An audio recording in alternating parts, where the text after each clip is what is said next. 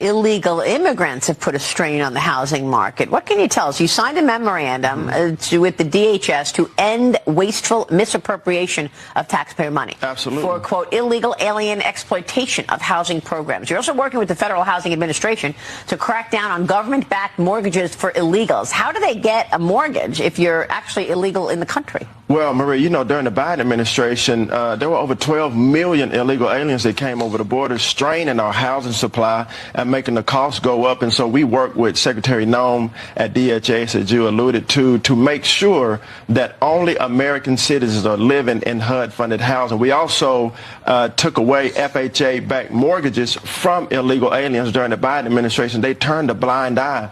But we're going to keep the law to make sure that these mortgages, which are backed by the taxpayer, go only to the American people. And lastly, we are mandating that every public housing authority give us a comprehensive account who's living in every unit in taxpayer HUD-funded housing. Wow. Actually, Davis, another impact of that wide open border. The charts that you had up a minute ago, which was phenomenal, showing who's getting entitlement benefits. Check this out. This is family receiving welfare.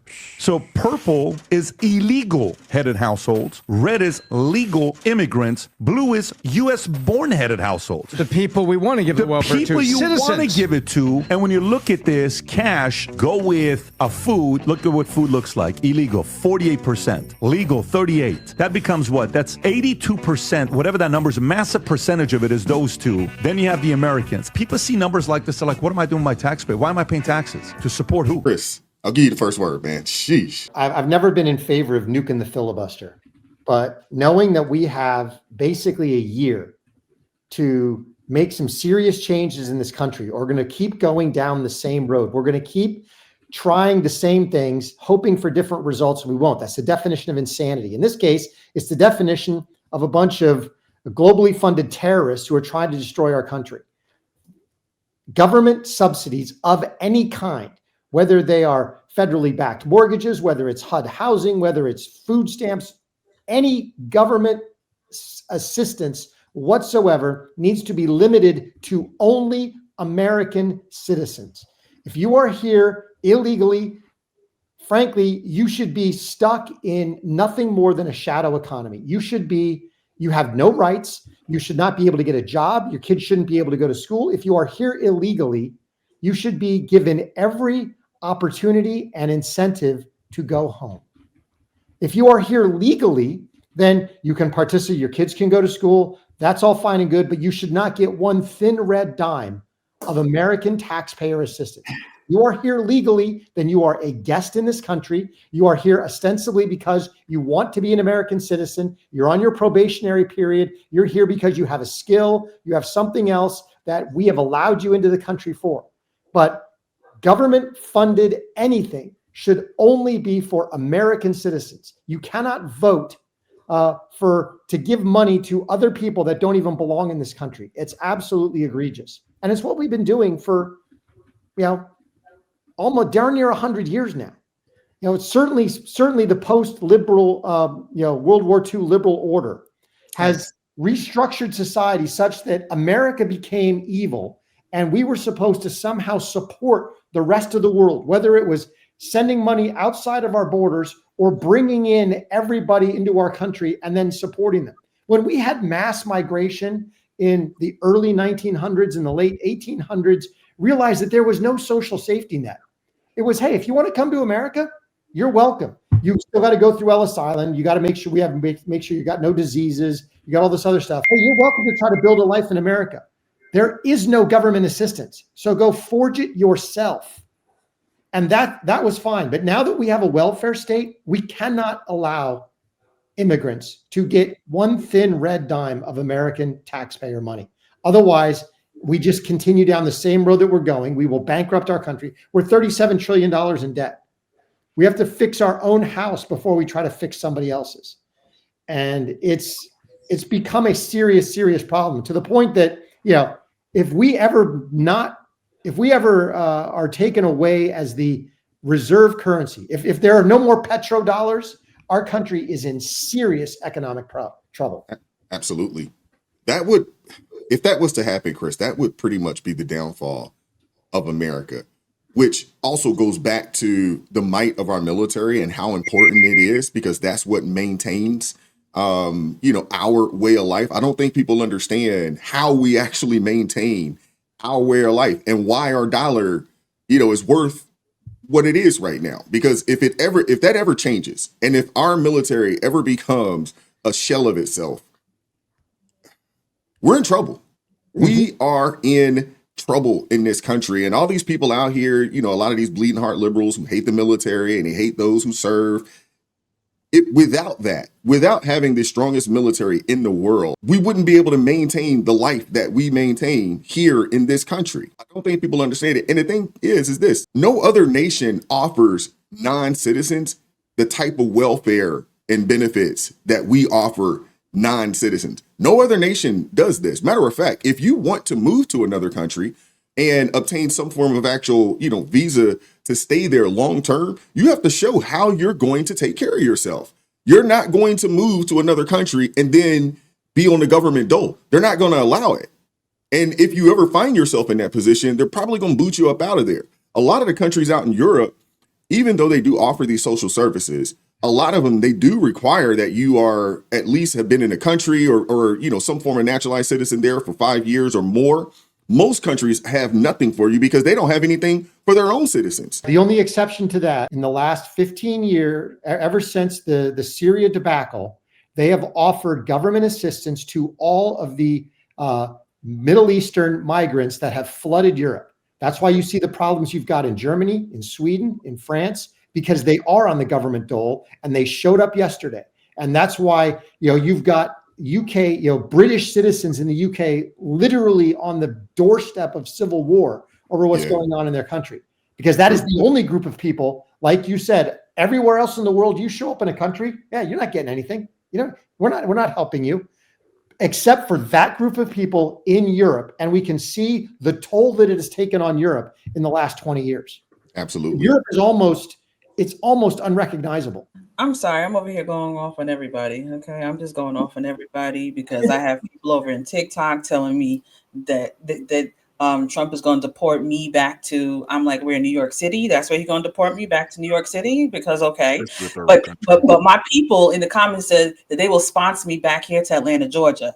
And then I have other people telling me that my president is racist because he said that the people that are up there in Minneapolis who are defrauding the system and sending that money to radicalists in a whole nother country, that they're not trash, I'd be the trash. Make that make sense. I'm not even on government assistance. The Lord is my source. You see how that works? And so that's why I said what I said before. When my grandparents came to America, you had to prove that you can stand on your own 2 feet. You were not coming here to get government assistance. The fact that 48% of illegals are sitting here getting all of that assistance, and this is illegals. They are getting homes. Listen, I haven't even bought myself a home yet. I haven't even done the what do you call it, the FHA. I haven't even done it yet. And these people are sitting here in homes. Are you serious? But Americans are the problem. Americans who want benefits for Americans, the same Americans that put money into the tax system, our taxpayer dollars, we are the problem when we say this isn't right. We are the racists. We are hateful because we say that's not right. Listen, the Bible clearly says a man that does not work does not eat. Therefore, you cannot come in here and be eating up all of our government assistance that all of us actually have put into. We worked hard and we put that money into the system. Therefore, that money belongs to us. It does not belong to every and anybody that's out there. And I know people like to think that, but no. Yes, we are kind, but we are not nice. Because I'm like my father Jesus. I am kind, but I am not nice.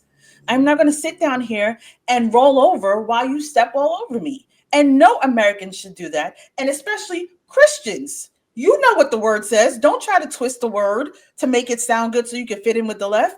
No, you know what the word says. We're sitting out here not being good stewards of what the Lord has blessed us with. We're not stewarding this properly. So then someone said that the last time the budget was zero was like 1967. Yeah, it was 1967. Yeah. So we over here struggling. We just giving out all of our stuff. We are going into debt. People are struggling, and you wonder why. But then you have smart people, and I use this for y'all that want to sit down here and say, don't worry, in the midterms, we want a blue wave. No, we don't want a blue wave. We just got out of this foolishness and we're not trying to get back in. And if I have to pick up Charlie Kirk's mantle and put on where I'm helping to knock on doors and do the phone calls and stuff like that, and sending out letters to tell people to go out and vote and make sure in the midterms you get up and vote. Oh, I'm going to do that. I'm going to do that because that is what we have to do. I vote every time. I just voted recently for a local election. I'm voting every single time, and I'm going to encourage everybody to vote every single time, because what we're not going to do is go back into that foolishness. As Chris just said, the definition of insanity is doing the same thing over and over again and expecting something different. We're finally getting out of it, and y'all want to put us back in it? Absolutely not. This is absolutely suicidal empathy, and it is the absolute example of problem, reaction, solution.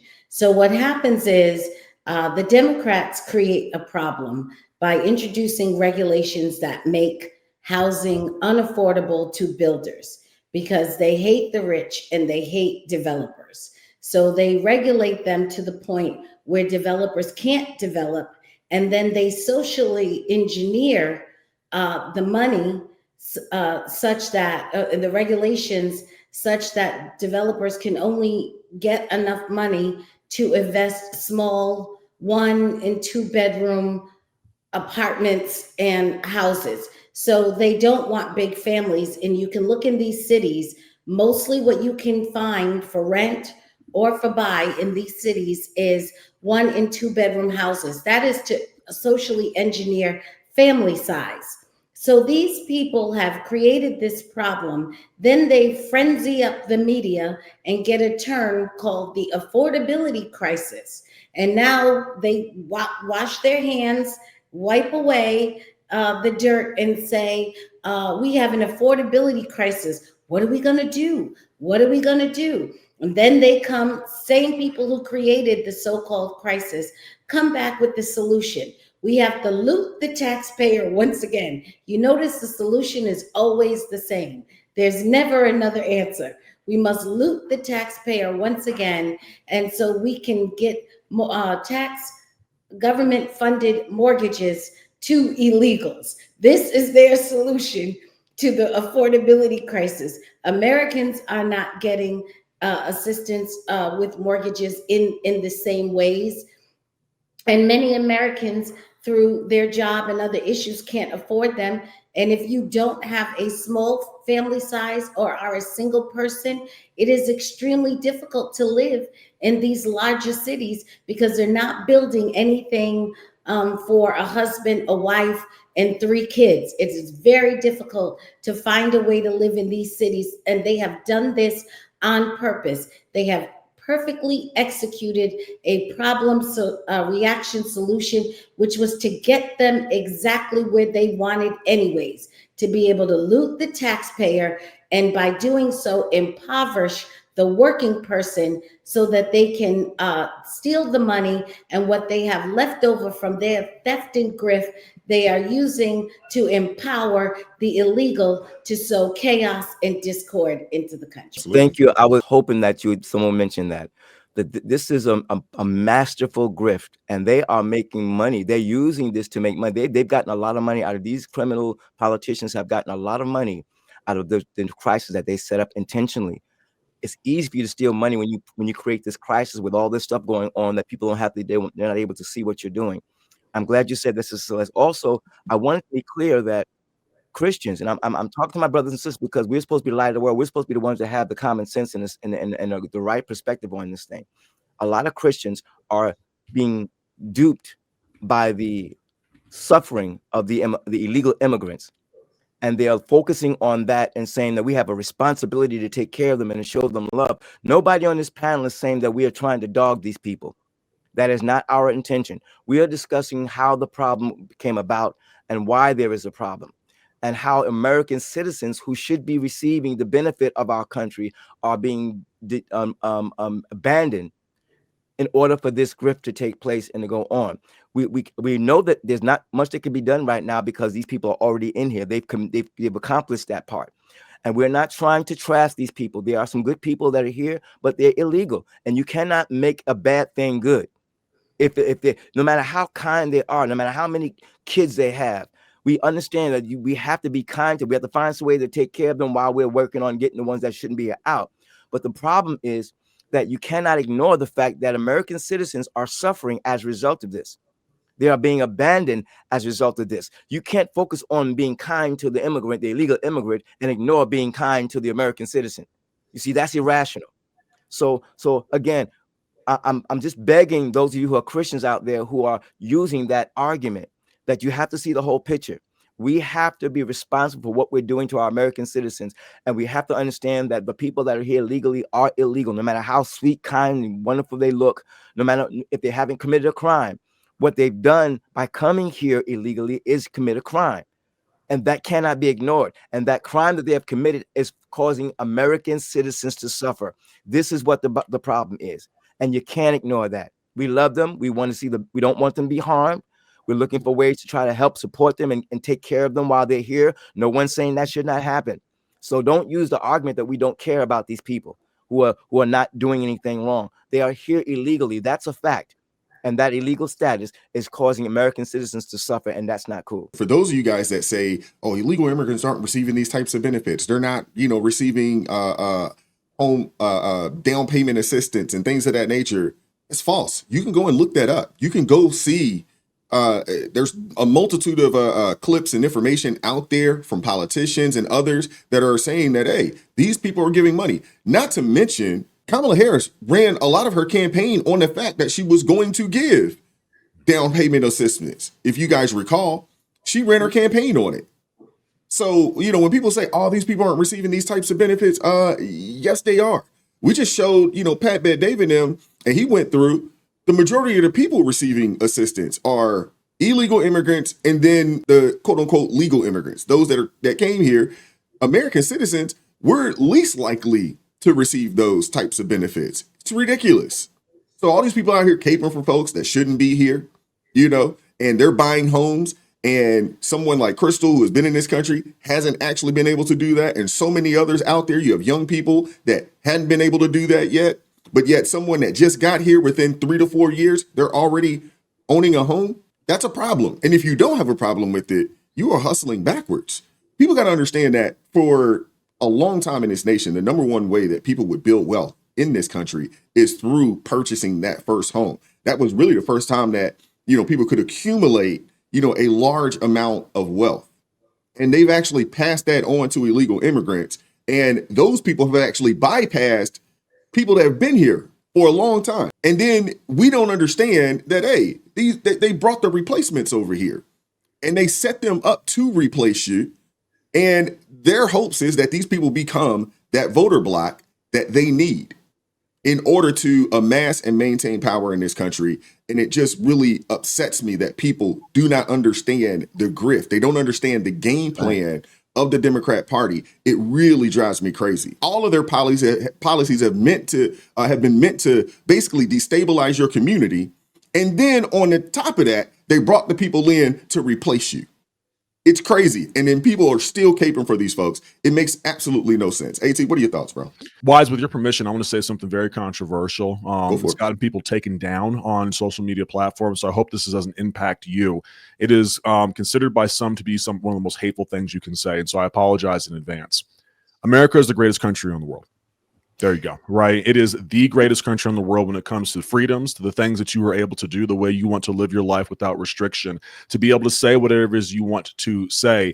And you're ruining it. You're absolutely ruining it in every single way, shape, or form with a lot of this liberal policies that are out there. Now, look, if you haven't lived anywhere outside the United States of America, I do not want to hear your opinion, especially if you haven't read against whatever your viewpoint is to ensure that you have absolute objectivity and absolute accuracy in the things that you were saying.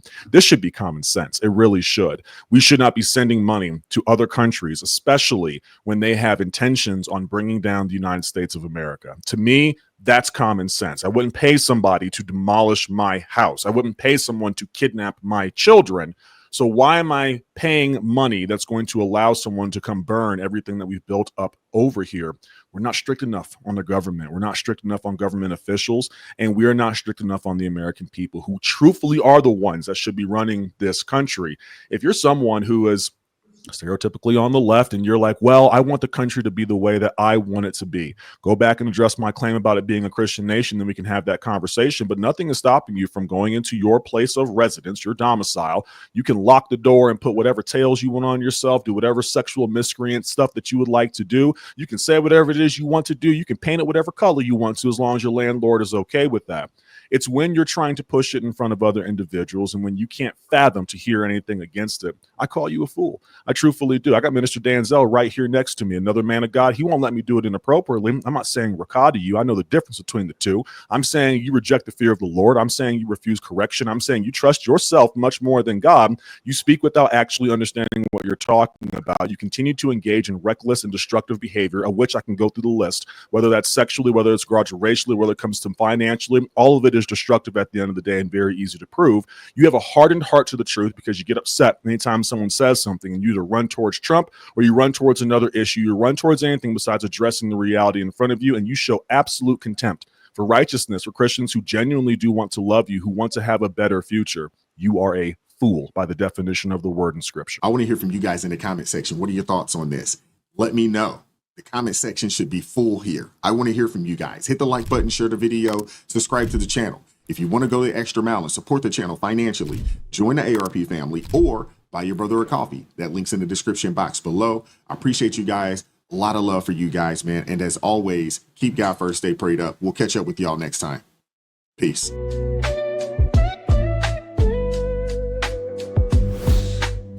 Vibes so raw, can't hide the truth.